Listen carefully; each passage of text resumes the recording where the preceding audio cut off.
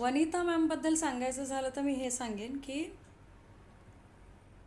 मला नंतर नंतर कळलं, म्हणजे 2005-07लाच कळलं ते, की त्या 6 महिने भारतात असतात आणि 6 महिने हिमालयात असतात. ओके.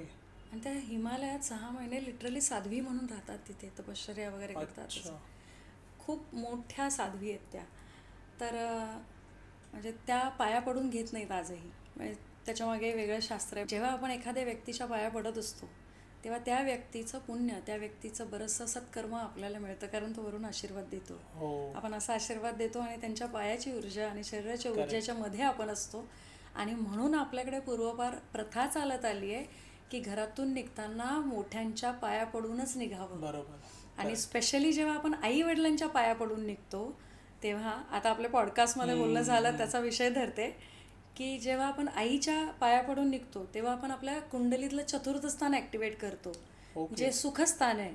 आणि जेव्हा आपण आपल्या वडिलांच्या पाया पडून घरातून बाहेर पडतो तेव्हा आपण आपल्या कुंडलीतलं दशम स्थान ॲक्टिवेट करतो. काही ठिकाणी नवम स्थानही म्हणतात, पण जर चतुर्थ आईचं आहे तर त्याच्या एक्झॅक्ट ऑपोजिट सप्तम स्थान, त्याचं दशम स्थान म्हटलं जातं. तर ही दोन्ही स्थानं ॲक्टिवेट होतात. दशम स्थान कर्माचं आहे, म्हणजे तुमचं कर्म ॲक्टिवेट झालं, म्हणजे तुम्हाला कर्माला ब्लेसिंग मिळालं. कर्माला ब्लेसिंग मिळालं की सुख पाहिजेच, कारण तुमचे लाभ होणार तुम्हाला. म्हणून आपल्याकडे पूर्वापार प्रथा आहे की तुमच्या समोर कोणी मोठे व्यक्तिमत्व आलं किंवा आई वडील असतील तर त्यांचा आशीर्वाद घ्यावा आणि कामाला पुढे जावं. सो मग तिथे ते सुरू झालं. तर तिथे तेव्हा मग त्या सांगायच्या की अगं मी आत्ता जाणार आहे, त्याच्यामुळे तू आत्ता पाया नको पडू. आणि अगोदर कसं होतं की इनिशियली जेव्हा मला माहीत नव्हतं तेव्हा ते क्लायंट म्हणूनच बघणं होतं, त्याच्यामुळे त्यांना पाया पडणं वगैरे हा भाव कधी आला नव्हता. पण जेव्हा त्यांनी मला पोथी हातात दिली तिथून पुढे माझा तो भाव सुरू झाला होता. आणि मग चेंबूरच्या मठात गेली आणि मग तिथून माझं जे पोथीचं काम आणि सेल्स असल्यामुळे खूप काही वाचायला नाही मिळायचं. मी अगदी प्रामाणिकपणे सांगते, मी सारखी स्वामी स्वामी करते, हेच माझं काय असेल ते. जे काय पूजापाठ तप जे काही जेवढं शक्य तेवढं मी केलं, पण भाव चांगला ठेवला. म्हणजे मी श्री स्वामी समर्थ हा जप जो काही करत असेल, येता जाता उठता बसता तो, जो काही वेळ मिळेल साधना तो, आणि भाव. कारण तुम्ही स्वामींच्या पोथी जर वाचत असाल किंवा वाचले असतील, तुम्ही स्वामींचे काही एपिसोड आपण टी व्ही सिरियल्समध्ये पण बघतो, तिथे बघितलं तर स्वामी एक गोष्ट प्रकर्षाने सांगतात की तुझा भाव चांगला ठेव. हो, करेक्ट. कारण तुझा भाव जर दुसऱ्याला संपवायचा असेल, दुसऱ्याला त्रास द्यायचा असेल किंवा दुसऱ्याकडनं लुबाडायचा असेल तर तिथे मी तुझ्याबरोबर कधीच नाही. हो, करेक्ट.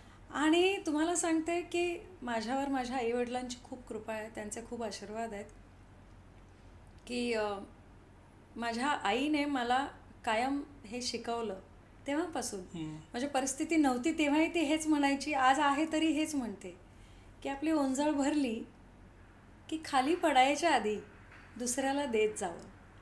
आता तिला कदाचित हे कळलं नसेल की समाजाला देत जावं, पण मग मी असं म्हणते की आता ओंजळ भरत आली आहे ना, भरपूर दिलंय स्वामींनी, मग थोडंसं थोडंसं थोडंसं देत जावं. सो अशा प्रकाराने ती माझी सेवा सुरू झाली. मग त्या मठातून मात्र मग नंतर माझी कनेक्टिव्हिटी वाढत गेली. मग तिथून हळूहळू माझं प्रोग्रेस झालं. मग मी दादरच्या मठापर्यंत आली. आणि हा अनुभव आहे, स्वामींची इच्छा होत नाही तोपर्यंत तुम्ही त्यांच्यापर्यंत कुठे पोचायचं हे बरोबर ते होऊच शकत नाही. मग दादरच्या मठापर्यंत गेली, मग हळूहळू कांदेवाडीच्या मठापर्यंत गेली. असे स्वामींचे जे जे ओळखीचे मठ मिळतील तिथे सगळीकडे जात राहिली.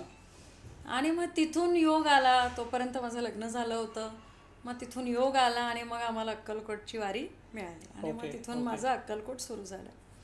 या सगळ्या जर्नीमध्ये एक गोष्ट शिकली, का कोणास ठाऊक काही झालं ना तरी मला आई वडिलांच्या आधी स्वामी येतं.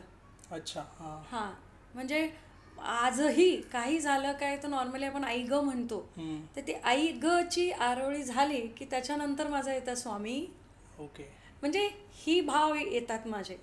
मग ते रागवलेलं असू दे, चिडलेलं असू दे, ओरडलेलं असू दे, अगदी भांडायचं असेल तरी मला असं नेहमी वाटतं की मी माझ्या स्वामींशी, म्हणजे बिचारे सहन करतात मला.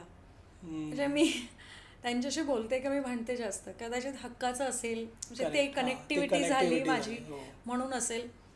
पण असं होत गेलं आणि मग मग मी सेल्समध्ये रुळत गेली. मग स्वामींनी मला मार्ग दाखवला की अगं मार्केटिंग हे नाही, तुला अजून थोडं प्रोफेशनली जायचं आहे. आणि माथाडी कामगारांची मुलगी असल्यामुळे कसं की मी वडिलांचे कष्ट सगळं हे बघितलं होतं हो, आणि तिथे कुठेतरी हे रुजत होतं की मला हे नाही करायचं, राईट. मग शिकायचं आहे. मग शिक्षणासाठीची धडपड, शिक्षणासाठी मला खूप यातना प्रचंड कष्ट सहन करावे लागलेत.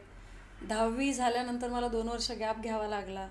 त्याच्यात मी माझं घर चालवलं. मग 10वी, मग 12वी करत करत, शिक्षण करत करत, काम करत करत, असं करत करत ओपन युनिव्हर्सिटीमधून ग्रॅज्युएशन केलं. मी MA सोशोलॉजी केलं. ओके.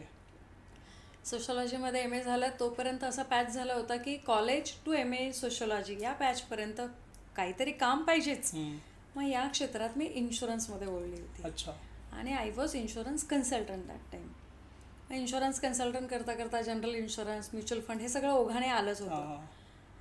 आणि हे सगळं होईपर्यंत लग्न झालं होतं, सगळं स्थिरावलं होतं, सगळं छान आलबेल चाललं होतं. आता कसं असतं ना की म्हणजे माझ्या या वक्तव्याशी प्रत्येक स्त्री कनेक्ट करेल की नॉर्मली लग्न होईपर्यंत एक मुलगी असते, प्रत्येक मुलगी. आणि ती द मोमेंट मुलगी लग्न होते ना ती स्त्री होते, बाई होते. मग ती पुरुषांच्या बाबतीत थोडं कमी होतं, ते लग्न झाल्यानंतर पण मुलंच असतात.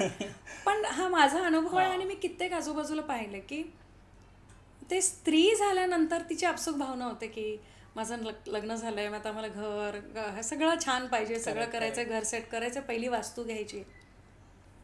मी ही टिपिकल मिडल क्लास वुमन. आणि मग शोध की अरे लेट का होत आहे, डिले का होत आहे, यश का येत नाही आहे, एवढी मेहनत करतोय तरी बिझनेस का वाढत नाही आहे. आणि मग हा शोध घेता घेता 2005 ते 2010पर्यंत मी असंख्य पायऱ्या झिजवल्यात. ओके. वेगवेगळ्या ठिकाणी, जिथे कोणी सांगितलं याच्याकडे जा, कोणी सांगितलं या वस्तूवर, जे शक्य होईल ते मी सगळं केलं. पण मग असं होतं ना की तुम्ही कुठेतरी इथे कनेक्ट व्हायला पाहिजे, जसं तुम्ही स्वामींशी होता. आणि मग 2010 ते 12पर्यंत असं झालं की परत तेच. ओके. एका पॉईंटला वाटलं नाही आपण शिकूया का, कारण मूलतः वाचनाची आवड असल्यामुळे म्हटलं चला आपण पुस्तकच वाचू. मग तो 10 ते 15चा पॅच असा होता की हे पुस्तक वास्तूचं, ते पुस्तक ज्योतिषाचं, सगळं वाचत बरीच पुस्तकं वाचली. पण असं होत होतं की जसं माझं सागरचं पुस्तक आहे तर सागर एक म्हणतोय, शुभांगी एक म्हणते, अशी म्हणजे कोणाकोणाचा ताळमेळ नव्हता. मी कन्फ्यूज की असं कसं, जर शास्त्र म्हणतो ना आपण, शस्त्र इति शास्त्र, म्हणजे एक गोष्ट पुन्हा पुन्हा केल्याने जी घटना पुन्हा पुन्हा केली तरी त्याचं उत्तर तसंच येतं, म्हणजे विज्ञान. मग आपण त्याला सायन्स म्हणतो, त्यालाच आपण शास्त्र म्हणतो. मग म्हटलं काहीतरी चुकतंय, म्हटलं चला आपण शिकूया. मग मी पुन्हा नवीन शिक्षक शोधा, हे याकडे क्लास, यांच्याकडे क्लास, असं क्लास करत असं बरंच झालं की तिथेही तेच. आता जन्मतः म्हणजे रक्तात मार्केटिंग भिनल्यामुळे, बऱ्याच वर्षांपासून केल्यामुळे सेल्स पर्सन आहे मी. त्याच्यामुळे इन्शुरन्स, म्युच्युअल फंड विकता हे सगळं माहीत झालं होतं की सेल्स काय आहे. मग आता तुमच्याकडे मी क्लासला आले तर तुम्ही मला म्हणताय की हे केलं की मग तुम्ही हे प्रोडक्ट क्लायंटला सजेस्ट करायचे. हे म्हटलं ठीक आहे, प्रोडक्ट करायचे ठीक आहे, पण तुम्ही सांगताय म्हणून हेच प्रोडक्ट का करायचे. मग त्या काचं उत्तर तुम्ही मला जर देऊ शकत नाही तर आय एम सॉरी. बरोबर. असं मला एकदा, दोनदा, तीनदा असं बऱ्याचदा झालं. म्हटलं अरे इथे तर सगळं सेल्स, इथे पण आहे. म्हटलं चुकतंय काहीतरी. परत नव्याने शोध. असं करत जवळजवळ 2014 उजाडलं असेल, 2013-14, 15ची स्टार्ट. मी फेडअप झाली की म्हटलं आता बस. एकदम मठात गेली, रामनगरच्या डोंबिवलीला आहे तो मठ. तेव्हा मी लग्नानंतर डोंबिवलीला राहायला गेली होती आणि इतकी फ्रस्ट्रेट झाली होती की माझं अंतर्भूत हे होत होतं की मला शिकायचं आहे, मला हे सगळं करायचं आहे आणि कुठे मार्गच मिळत नव्हता.